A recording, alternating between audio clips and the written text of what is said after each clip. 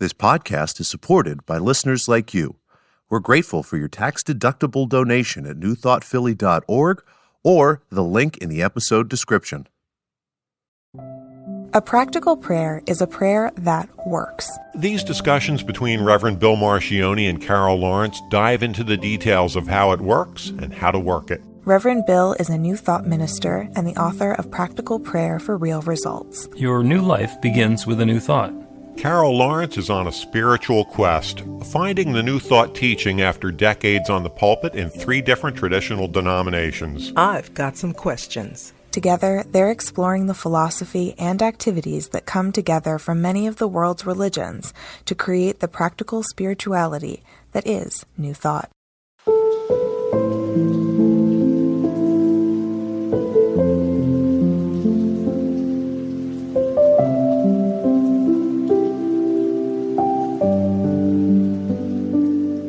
Welcome to the Practical Prayer Podcast. I'm Carol, here with Reverend Dr. Bill Marcioni. We're doing an episode, he repeated, of the Practical Prayer Podcast now, and we're going to reveal our process a little bit, or what sometimes is our process, because I have no idea what Carol's topic is going to be. We have intentionally not discussed it, and so and we kind of do the same thing all the time, but nobody really knows that we're doing it all the time. So this time, you know that I will be shooting from the hip and not basically, I didn't have an hour to think about what the answers are going to be. So on your mark, get set, whatever. Well, first of all, you never have an hour. Even when I tell you, you only have a few minutes. And I love it because it always works. It always works. And it works. I love it because I think that's how Spirit works for me in my world. It's very comfortable that way. So I am comfortable with ambiguity because I figure, it may be ambiguous to me, but Spirit always knows where it's going, and I'm flowing with that. So here's what's been on my mind, and let me give you the context around it. Difference and diversity. And when you think about that, you think about male, female, race, and so forth. But it is so much more when you get beyond that, which those are hugely important. I recognize that. But it also crops up in different ways. And I went to a summit last week. And it was, there's a practice that I want to bring into my work. And I'm familiar with the practice, but I never thought of merging it. I do this here and I do this here. And right. I thought, let me see how that would work. And I didn't know anybody to ask. Okay, so the summit came up, bingo, I'm going. And I want to get a feel for what this is. And it would be very different and diverse. And it was amazing because it's how it's supposed to be. Like you have podcasters, they are different. Everybody is different, yet so important, so excellent in what they do in their space. And I think sometimes when people think of diversity or difference, you think of, well, which is going to be better? Should it be this or should it be that? Another way to see it is to say all. Because, let me go God, which I usually end up doing anyway. Okay, big picture. God is in all of it. So however I assume or desire to express in my work this way, or I'm not looking to see whether it's better, it's me. It's God. And so God is at the summit just having a great time. And I'm seeing that's cool. And so it's like, I don't need approval. It's part of the tapestry of the whole beautiful thing. So I'm wondering if we could stretch to see things that way. It would just be so much, sounds so corny to say, so much nicer, but it would be so much more empowering for us as individuals to say, I'm bringing something that's different, and it's not better or worse, it makes the whole better. Yep. Do you know? Yeah. And of course, when you first used the magical word diversity, what that brought to my mind is the current attack on DEI, which our government is doing. And from what I can tell, the claim is that if there's a diversity, equity, and inclusion program going on, it means they're looking for people who are outside of a particular monolith. And because I'm allowed to talk smack about white men, I might as well. The current idea is that diversity, equity, and inclusion means that you're trying to find people who aren't white men. And the backlash now is, why would you hold something against white men and keep them from being able to participate? Which, of course, is nonsense. Diversity and the whole idea behind the diversity, equity, and inclusion program, and I don't use the abbreviation of DEI because that makes it seem like something other than what it is. Because if you have an objection to one of those words, if you object to diversity, or if you object to equity or inclusion, I don't want equity. Really? Do you want equity for yourself? Well, yeah. Okay, well, then let's skip that word. Inclusion. Do you want somebody to be excluded from life in America? Well, no. Okay, so we'll leave it. So then it becomes diversity. And have you noticed that there are lots of different kind of birds out in the world? Mm-hmm. And they're all eating different kinds of insects and seeds and stuff. And those insects are eating their different sort of thing. And that biodiversity gives our environment, our ecosystem, a lot of resilience because everything is working together and everything is feeding off of and supporting and and empowering everything else. So when I talk about diversity, that's the sort of thing that I'm thinking about. And if you have a sameness, if you say everything needs to be the same, then I think you've missed the point. And you and I both have a long history in Philadelphia. So I'll use the example of a cheesesteak. So somebody could say that the most important part of a diet is the protein. So what's the steak that you put in the cheesesteak? What kind of meat is that going to be? How are you going to cook it? It's going to be sirloin. It's going to be top, whatever. Mm-hmm. You can have the best beef in the world. That doesn't make a cheesesteak. People know the roll is magical. So if you start with the right roll, then you can make a perfect cheesesteak. But if you just have a roll, it's a roll. Same thing with cheese. Cheese whiz, provolone, you get to choose. But it's still not a cheesesteak unless you have that. So there's a lot that goes into making that happen. No, then don't get even started. People put vegetables on their cheesesteaks. I mean, they refer to them as onions and mushrooms and peppers. But it adds to the flavor and the overall experience of it. So just inherently, diversity is important. And to claim that we're just going to have beef, we're going to be a pork nation. People are only going to eat corn, never wheat. I mean, it doesn't work. It doesn't work. And then insisting that you have to do the protein first. Well, I don't know. You can go to a lot of Italian food. It's like, no, it's pasta forward. And protein is for flavoring. And it's not like one is better than the other. It's all just okay. And so when we start talking about difference and diversity, I think that that's where the richness in life comes from. Absolutely. It's an opportunity to bring your best self, your 100%, whatever it is, to the table, but also to learn from or be inspired by another's gift and what they bring. It's very different. And I got that experience last week when I looked at what others were doing and how they were doing it. I thought, oh, that's interesting. And nobody was me. Mm-hmm. And I didn't want to be anybody else that I saw. And another thing was there was so much more than I knew because I had a limited view of how people express in this way. So when I entered in, I was like, oh, my goodness, and not for one second did I think, I wonder how many people have the idea that I have. It wasn't, it was like, oh my goodness, look at all of this. And I wonder, and the idea of wonder, I think I just got really carried away with the wonder because there were so many different things. Probably, I can't imagine there being this amount of people and only 3 ideas, and everybody's doing it 3 different ways. Do you know what I mean? It's like, Yeah. It's like, whoa, and I didn't even think for 1 minute that I didn't belong.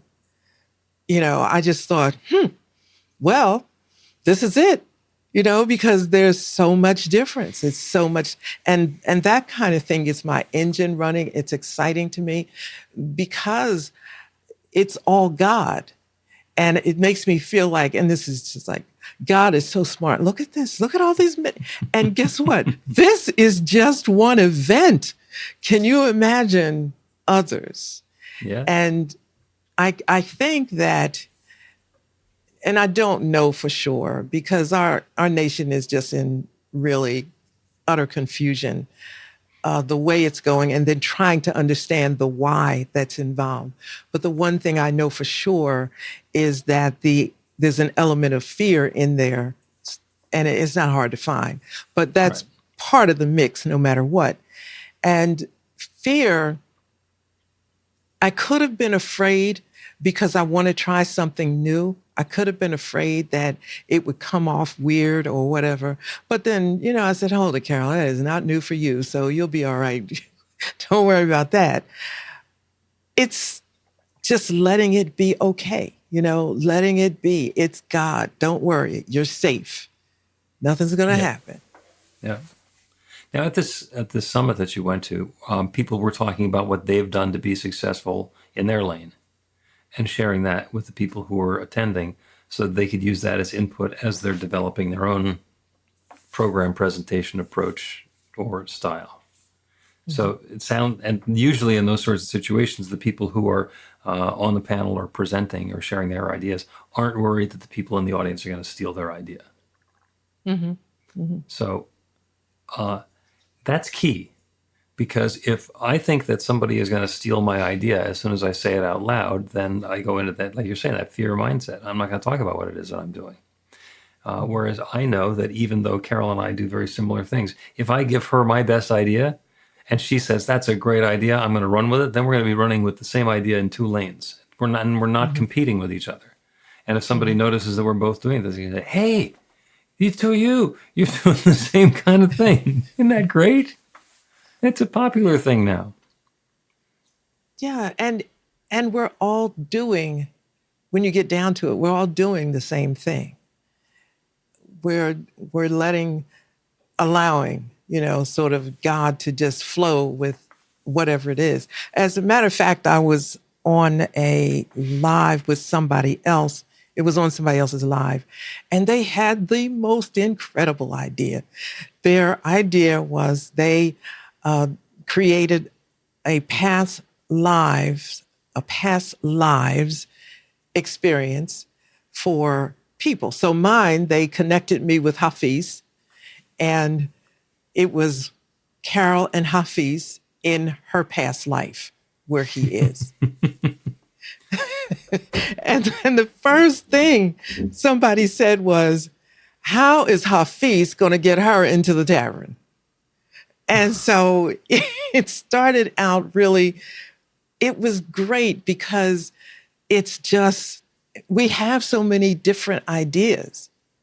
And the live lasted 2 hours. Wow. Oh, what? And people were, it wasn't just 2 hours with me, by the way. I'm not that interesting. But, my story with Hafiz wasn't that interesting I'm in terms of this whole 2 hours. But the person that came up with that idea, she was so nervous and so insecure about it. It was a phenomenal idea. It was different. Nobody had ever tried it before. That is awesome. And, and I thought, if we could just meet each other with that energy and that mindset, look at what she did. It was like she said, I gave her the idea just because I read Hafiz and have fun with that.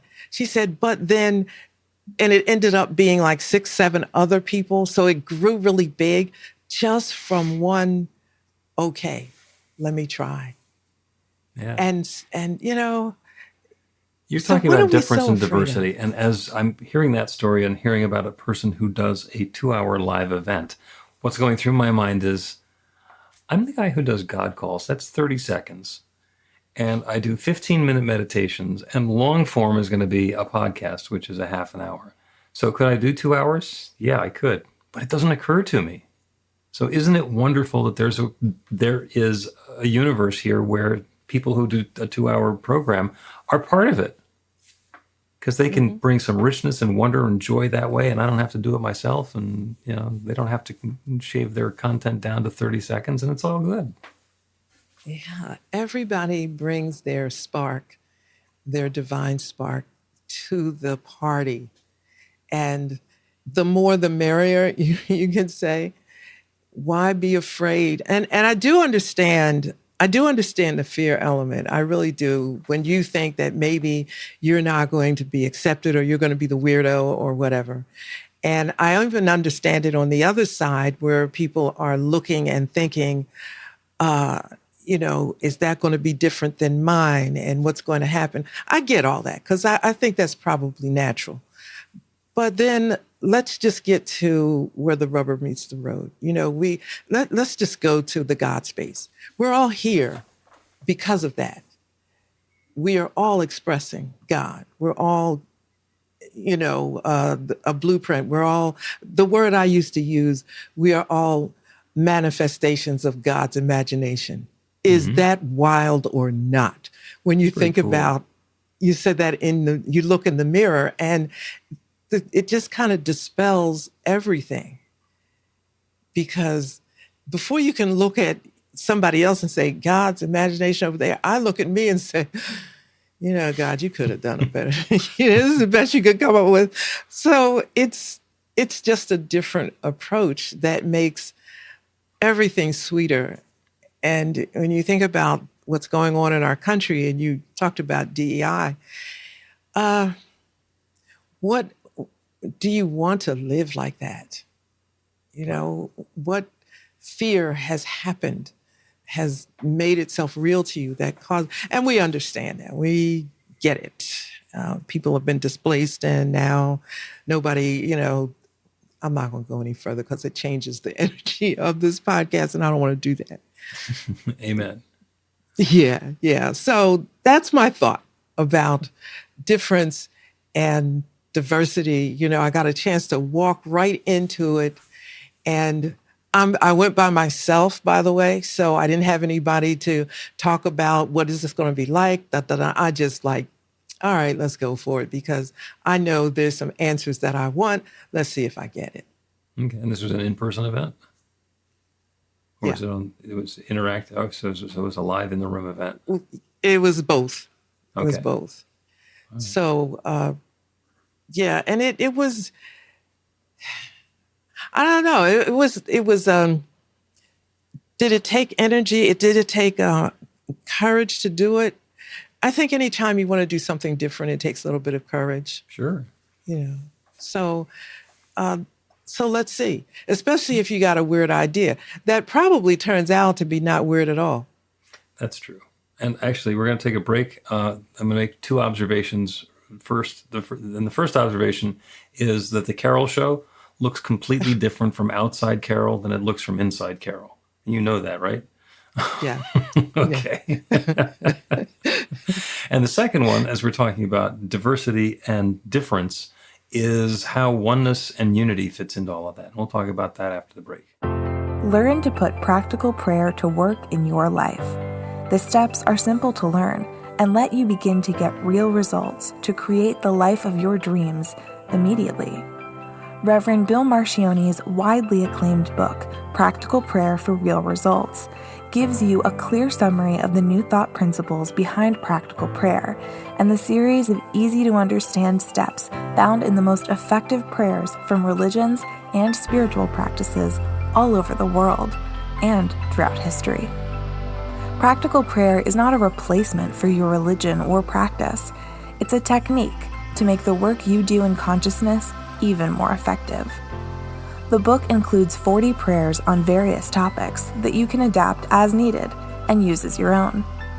Practical Prayer for Real Results is available in paperback, Kindle, and audiobook on Amazon or at b-the-light.com.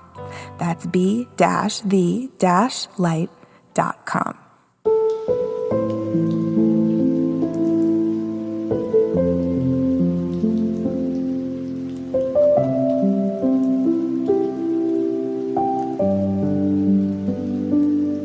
Welcome back to the Practical Prayer Podcast. I'm Carol, here with Reverend Dr. Bill Marcioni.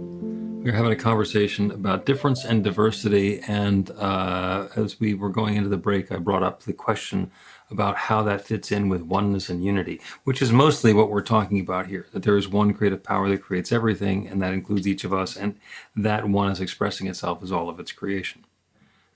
So if it's only one, then where does the difference and diversity come from? And it's a trick question. And just as an example of how difference and diversity comes about from the oneness, I will turn, as I love to do, back to the fundamentals, the basics, in this case science, and the periodic table of elements. If you take anything in the known universe and you break it down into its component parts, it will be some combination of the 118 elements on the periodic table of elements. We are all those 118 elements, and we're not even all 118 of them. We're some subset of them, because there's a lot of like artificial elements and radioactive stuff that only lasts a fraction of a second. That's on the top end of the periodic table. So 100 different elements that you combine together into all sorts of different things, and there we are. You take all of the people, currently 8 billion plus on the planet, all human, all having DNA, and the combinations that we have in our DNA is what makes it different. And they're common enough that we're all human, but it's different enough that we're different humans. And we're individualized. So my awareness is from over here, and Carol's awareness is from over there. And as you're watching or listening to the podcast, perhaps your consciousness is in a different spot, and then it looks different from where you are. And it's all one. It's not like Carol has her own table of elements. It's personalized just for her. It's the same elements. It's the same one. It's the same creative power that created those elements, that created her, that created me, created all of us. And is there a reason for all of the diversity and the richness and the difference between people and between ideas and between perspectives? I gotta figure that the infinite doesn't like do stuff on a whim. So yeah, there's gotta be a reason for it. Now, you know what the reason is? The answer is no. Initially. The answer is no. You don't know what the reason is. Neither do I. We don't know what the reason is. We're not figuring out God. Because it can. That's enough for me. But I got one reason, right? Go ahead. That's it. Go for it. It would be incredibly boring if it wasn't. Oh, well, yeah. And it's wonderful to anthropomorphize God by saying God would be bored if we were less interesting. We'd be bored. Everything would be bored. That's right. Yeah. Before the Big Bang, there was this one solid, infinitely small, dense something. And then it started exploding and expanding and evolving and interacting upon itself. And after several million years, it actually created hydrogen, which is the first element. And it continued to go from there. And so there's more now. And they're interacting and combining amongst themselves to make things like cheesesteaks and me. A cheesesteak for me. That's an interesting idea. Sorry. But it's all the one, and it's just showing up in that different way. So it's happening because that's what makes it different than the creator and its creation. Without us, there is no creation. We're part of the creation. Mm-hmm. Do we make God complete? I got to figure God is going to be God anyway. We're an expression.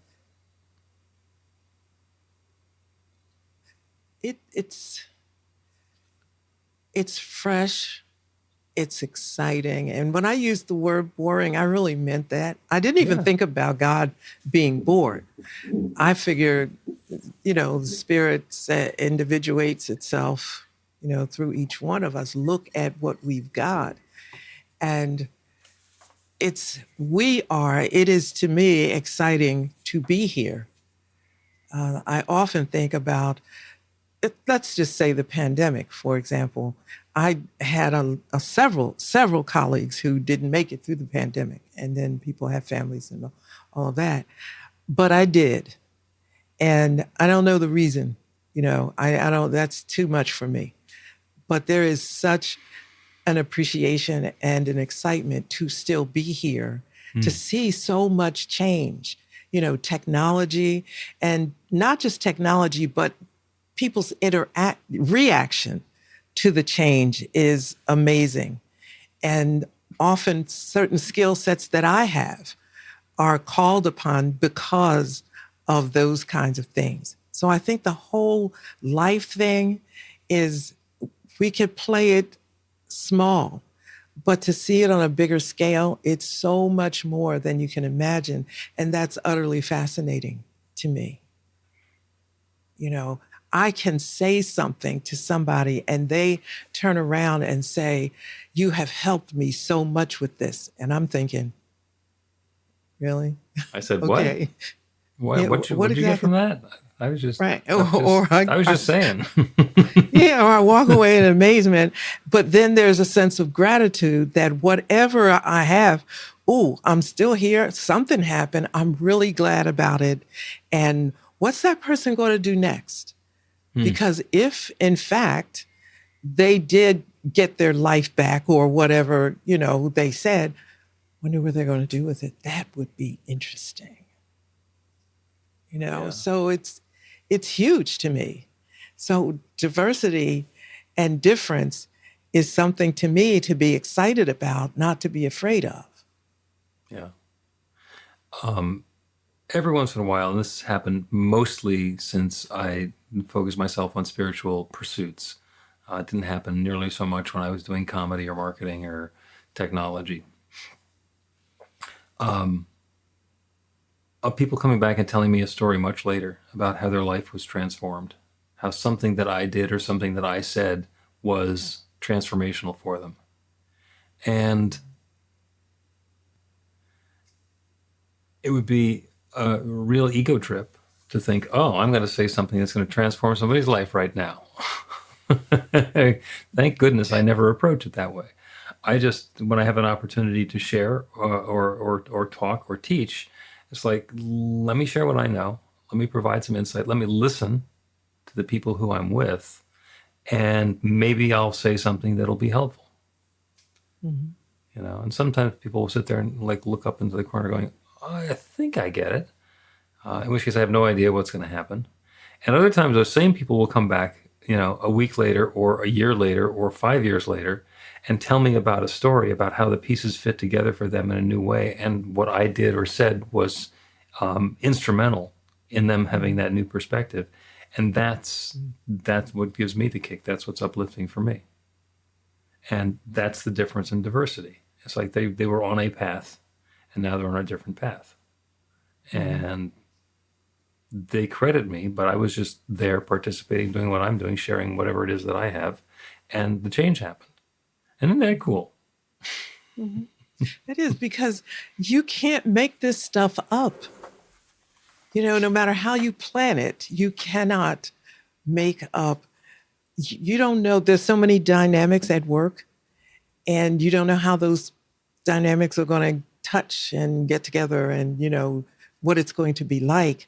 So when you're with people and they say, you just bring your A game. That's what I call it. You just bring your best self, and not to orchestrate anything. That's a different thing, to not plan. I'm saying this, I'm doing that. I'm doing, plan it out, and there's no room for the magic. Just bring your A game, the best that you got. And if there's something that you don't know, you just don't know. Or you could get a download instantly. I leave that open. But if you take that away on any level, number one, it shuts out God. You're just not interested in any part of God except for yourself, Mm-hmm. and that's kind of boring, you know. We don't want to be boring. No, because think about it. We all have a circle of friends, associates. It may be big or small, whatever.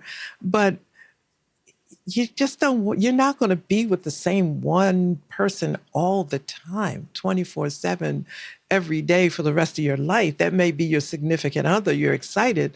But, I was out to lunch with one of my friends a week or so ago. Was that the most interesting thing? It was just really interesting. And, real quick, we're about the same age. And she is extraordinarily fashion conscious and everything matched. She looked just perfect. And so I told her I'd pick her up, and I'm looking at her coming to the car and thinking, and then there's me. I had on my signature tights and sneaks and, whatever. And I thought, maybe I should go home and fix it up a little. Forget it. And it's just great. There's things about me that she admires. Probably not my particular outfits, but maybe your fearlessness. Well, who knows, right? Who knows? Tell? It's none of your business. I don't really, it was a great time. I looked at her walking to the car thinking, oh, she looks so pretty. She looks so nice. Oh, and I told her that, when she got in, I just told her how wonderful she looked. And she actually had a gift for me with an outfit of sorts in it. Did she want you to change into it in the car before you went into wherever you were going? No, she just said, I had this and I thought you might like it. And it was really nice. I would have never bought it for myself, but it was very pretty. And so on we go. And we're talking. And then that's when the magic happened. We share information and help each other grow. And we're doing a different thing, but sort of, it's all in spirituality and stuff like that and religion and whatever. But that's where the energy was, and if you take away the diversity, you take away that energy. Yep. Then let's take another break. Yeah, let's take another break, and we will continue with practical prayer. And you already said what the topic is. Bring your A game. Let's pray for that.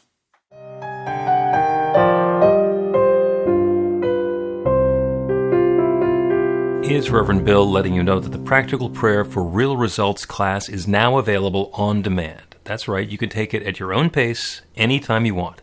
All of the information is at bethelight.com. That's b-the-light.com. You know where to find that stuff. The class is 5 lessons, broken down into 18 modules, and you can take them at whatever pace is comfortable for you. As you work through the process, it starts out with the theory, goes into the practice, there are experiential activities and exercises, and at the end of the program, you will wind up with an understanding of how practical prayer works, and a practical prayer for yourself that will work to create transformation in your life. And as you know, it works for everything. Take a look at the class online at bethelight.com. There's a sample lesson so you can see how the class is going to work for you, and then dive in. The great news is it's on sale now. You can register and save $20 off of the regular price. I'm looking forward to seeing you in class.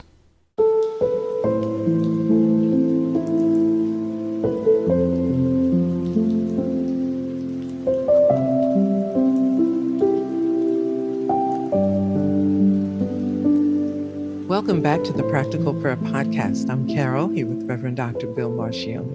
We have been talking about difference and diversity and how this universe of oneness shows up in so many different ways, and the pros and cons of that, and the advisability of the diversity that exists, and the difference and the range of experience and possibility that exists in the universe. And I'm in favor. I vote yes. Nobody asked. And it's not going to change because I have an opinion. But one of the things that did come up is bring in your A game. When we're engaged in anything, and when we are bringing that unique combination of talents, skills, gifts, and perspectives that we have as expressions of the infinite, when we're bringing that to any given situation, we have the opportunity to half-ass it or phone it in, or bring our best self to it, to bring our A game. Mm-hmm. And the interesting thing is that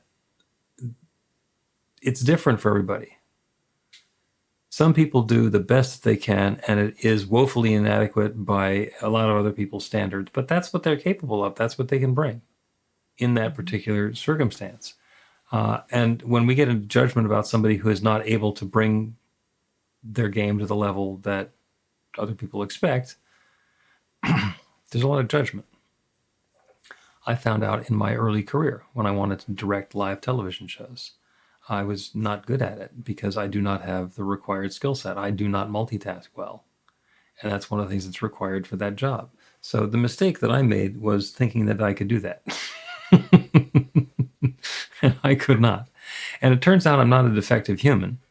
It turns out that my gifts, skills, abilities, talents, and perspectives are useful in different areas. And I've done okay with those.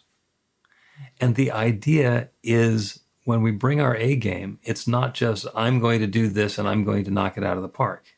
It is I am going to open to the awareness of what is the best possibility for me, and then I'm going to focus all of my energy onto bringing success and joy and harmony and uplift into the world through that.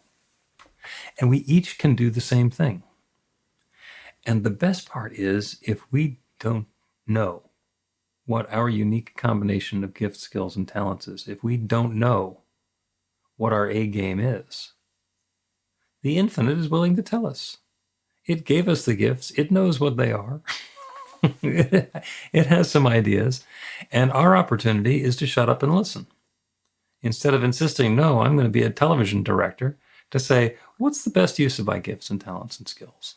Let me open to a possibility. Let me open to the awareness of what might be that greatness, that divine love as me in my life. And it's different for everybody. But then the guidance is different for everybody. So the prayer is to turn away from the world around us and open to the awareness of that infinite creative power, that one divine presence, that one love that has been sharing itself since the beginning of time. God, spirit, nature, the creator, Big Bang, whatever it is that we call it, that one started with nothing but itself, that singularity, that oneness, that individual instance, divine itself. And it began expanding, exploding, creating. And everything that exists is that divine presence expressed in a different way. The scientists say it's the elements in the periodic table interacting together and recombining to create everything that exists, including life, including me, including each one who's listening to this. And the scriptural stories of there is darkness and void, and God said, let there be light, and there was light, and God said, let there be, and there is, and let there be, and there is. It's the same story. It is the same one now expressed in all of these different forms, including me and each one who is hearing this prayer. So I know that there is a unique combination of abilities, talents, skills, of perspectives, of understanding, of observances that allows each of us to shine that bright light of divine love, that one light of divine love in a unique and personal and individualized way. Those gifts are inherent. They are the truth of what we are. And in any situation where it is not obvious what those gifts and talents and skills are, we can easily turn away from the world around us, open to that divine presence that abides within, and invite the infinite to guide us, to suggest to us, to whisper to us what those gifts and talents and skills are, to make clear and make known to us what the gift is that we bring to the world. And it need not be subtle, and it need not be mysterious. It's not like reading tea leaves. It is possible for the infinite to communicate in very clear, very obvious ways. So while we're at it, that's what I'm claiming. Clear and obvious understanding of that unique, rich, valuable gift that each one here is bringing to this experience of life. and an awareness and understanding of the way or ways that that gift can be used to bring more good and more joy and more love into the world. The demand upon the infinite to show me what is my A game. Allow me to understand how I can bring my best to this experience of life. How do I share my gifts and talents and skills in a way that brings more good into the world? And with that opening, with that request, with that invitation, the infinite is already answering. It is already making known these insights, these glimmers, these understandings, these knowings for each one within the sound of my voice. And love is unfolding. Love is unfolding, the gifts are being revealed, and that A game is being played. And I am grateful for it. I am grateful for this good. I am grateful to be able to speak this word of invitation and release it into that creative law. And I know it's creating this now. This good is underway. And I let it be. And so it is.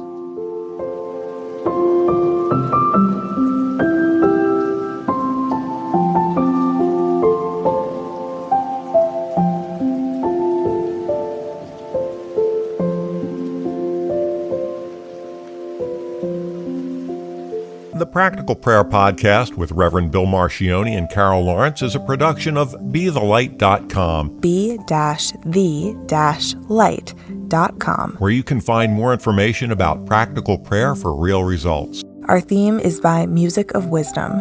You can learn about the spiritual community of New Thought Philadelphia with daily guided meditations, Weekly celebrations of spirit and Reverend Bill's classes in practical spirituality at newthoughtphilly.org.